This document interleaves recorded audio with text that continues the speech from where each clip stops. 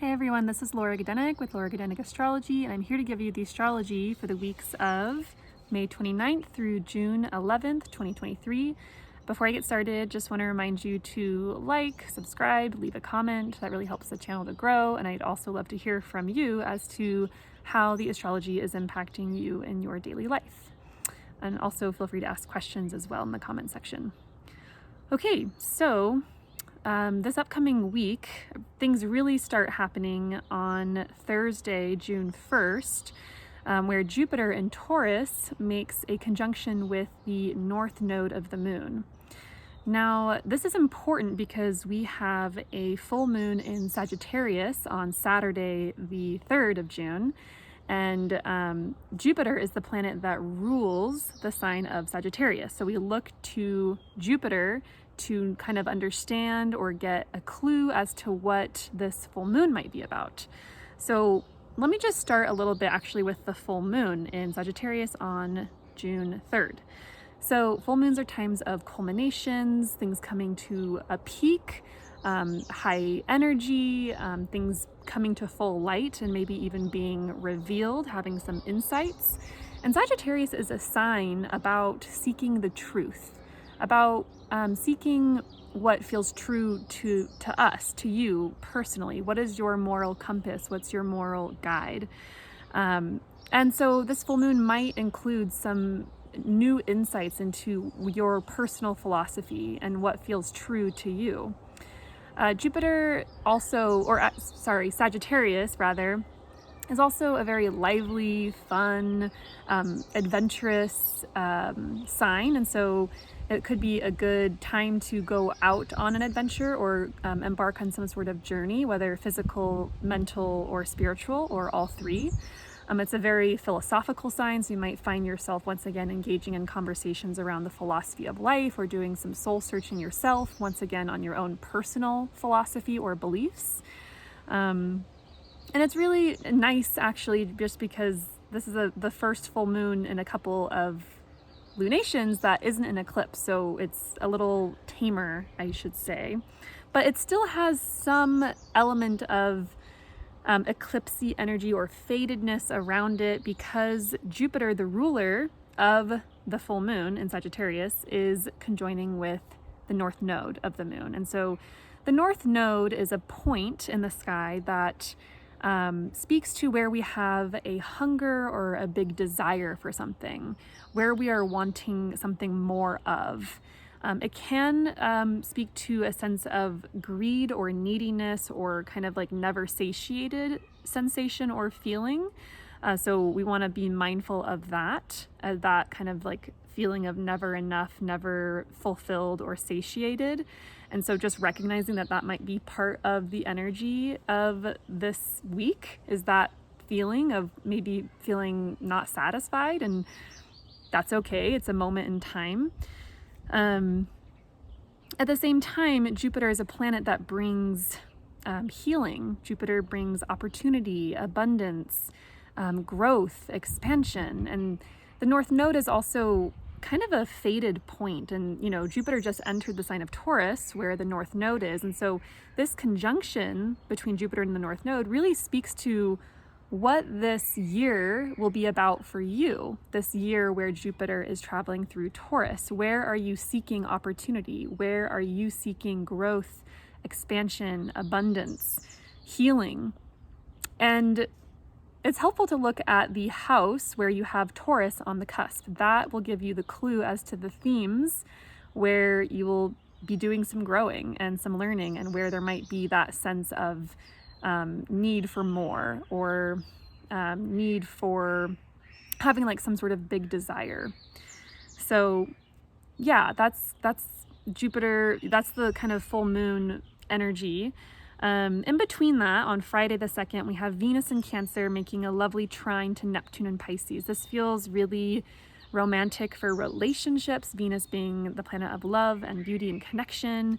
This feels like sweet connections, a sense of flow, a sense of beauty, being connected to yourself maybe, or also to others more so, or both.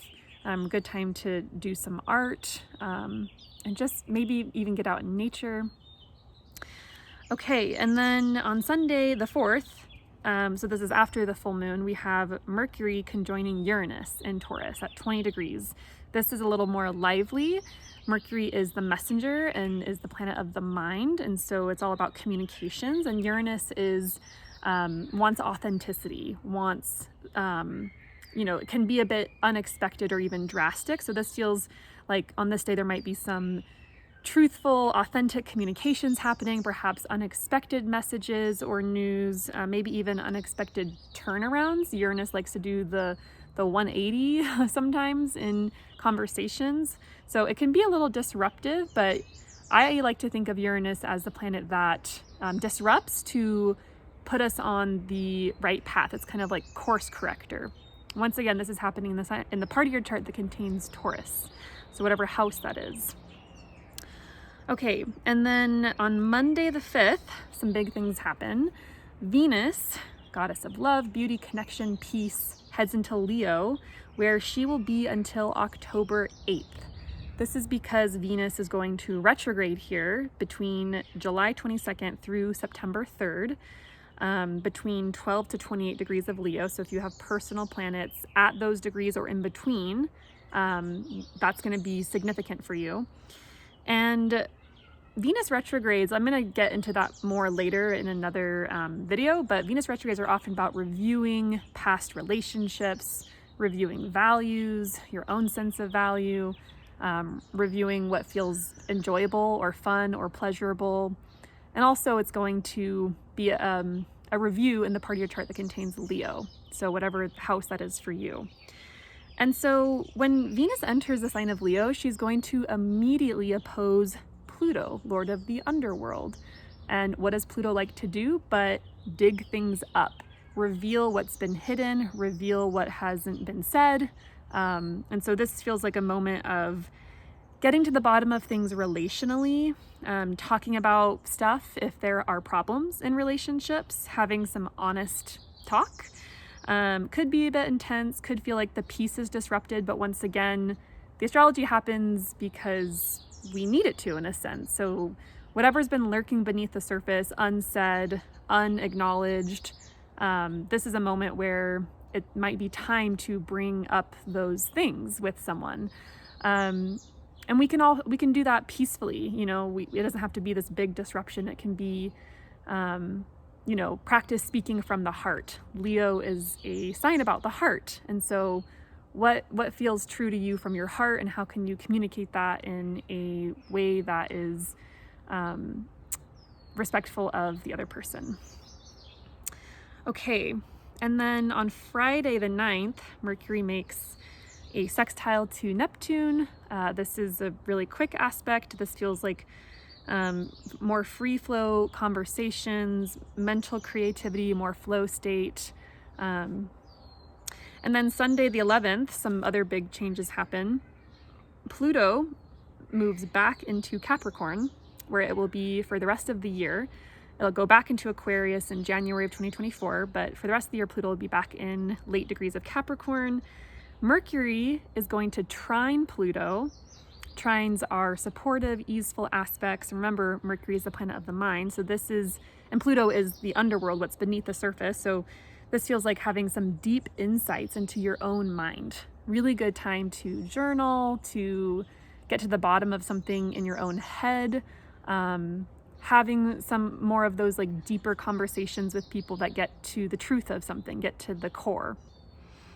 And then Mercury immediately heads into Gemini, which it'll be there for a couple of weeks, and it's in its own sign. Mercury is at home in the sign of Gemini, so communications will go quicker. Gemini is a much quicker sign than Taurus. Taurus is slow, steady, stable. Gemini is over here, over there, up there, down here, like all over the place, and it's an air sign. Air signs are just like faster than earth signs. So expect communications to be quicker. The mind, like your mental state, just having more capacity for making more connections perhaps with people, doing more communications like things. And let's see what else.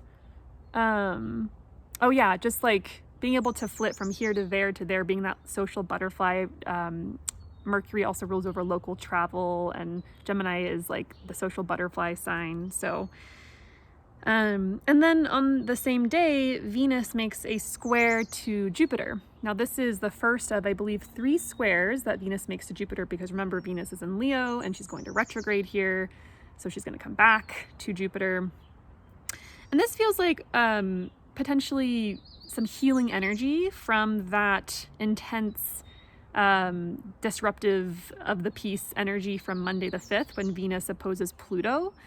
If any feathers are ruffled or there are hurt feelings, or it's just kind of tense. This on Sunday the 11th when Venus squares Jupiter, it's feels kind of like a first step perhaps in making peace and resolving something perhaps.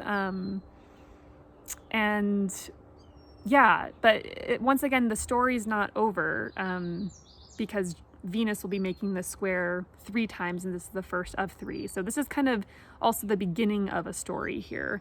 So Venus square Jupiter, healing, peace, but also these are the 2 benefics coming together, the 2 planets that bring good things, opportunity, good fortune, luxury, abundance. And so it could also be a time of like overdoing it. That's often what happens with when the 2 benefics come into harsh aspect with one another. There's like this sense of like going too big, too hard, too much. And that could be with pretty much anything. That could be with whatever, brings you joy or pleasure. It could be about relationships.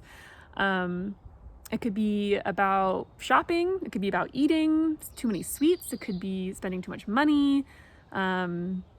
Just going too hard on something that's like pleasurable, or that feels like you want more of it, kind of thing. So, okay, so that is the astrology for the next couple of weeks. I hope this was helpful, and I am available for consultations if anyone is interested. Please feel free to reach out. Otherwise, I'll be back in the next couple of weeks with another astrological forecast.